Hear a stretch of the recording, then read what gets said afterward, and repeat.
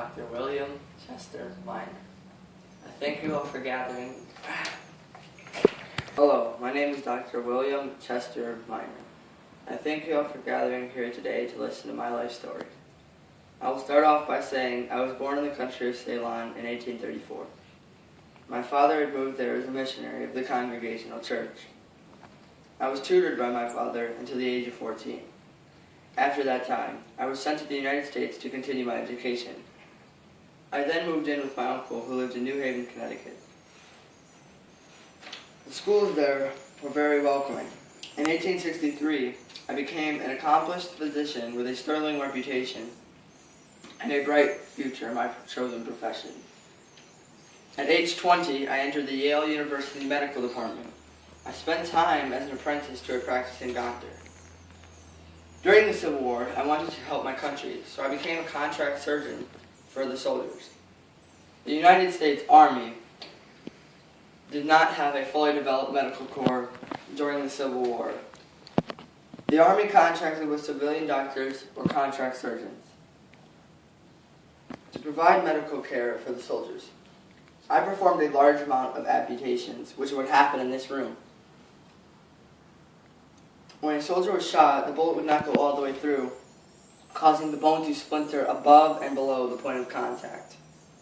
When I would amputate, I would have to amputate the limb above where the bone was splintering. Before I would perform the amputation, I would give the patient anesthesia and post-operative painkillers in the form of laudanum, which is a potent drug consisting of heroin powder dissolved in alcohol. This was effective but very addicting.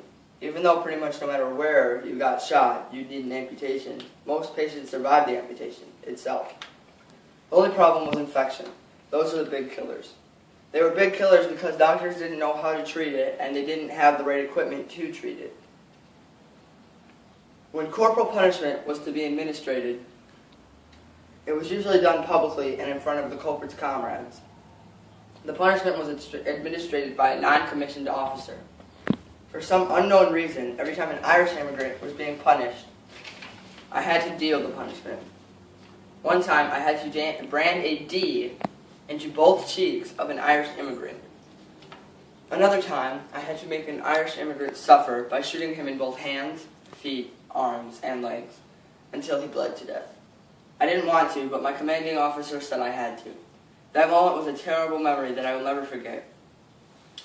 Despite the horrors I had seen and the deeds I had done, I felt at home in the Army. By the time the war had ended in 1865, I had achieved my goal and became captain of the regular Army of the United States of America. After the war, my mind took a strange turn. I could not sleep, and so I walked around the city until the morning. I spent a great deal of time in the company of prostitutes. I became quite apprehensive when in the company of Irish people, which is a problem because there was plenty of Irishmen in New York. My mental illness was becoming worse and worse. By 1868, I was placed in St. Elizabeth's Hospital, the U.S. government hospital for the insane. I was discharged in 1871 and went to London as a part of a vacation. It was here that I resumed my obsessions with prostitutes and my paranoia returned with a vengeance. I started carrying a loaded gun for my protection. On February 17, 1872, something snapped that night. I was roaming the streets, and this man, whose name was George Merritt, I walked past him and thought he was going to attack and rob me, so I shot him dead. It was later they told me that this George Merritt was a peaceful family man who was just on his way to work.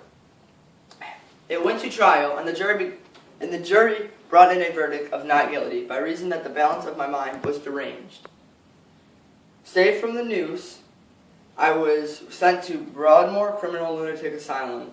It was there I began working on a project with James Murray. The project was the Oxford English Dictionary. We worked on it together for over 20 years. Mr. Murray was very busy and was never able to visit where I was at. His Hall knew that I was one of the most dependable and most productive contributors to the project. At last came the day when Mr. Murray came to visit, and he soon found out that I was criminally insane.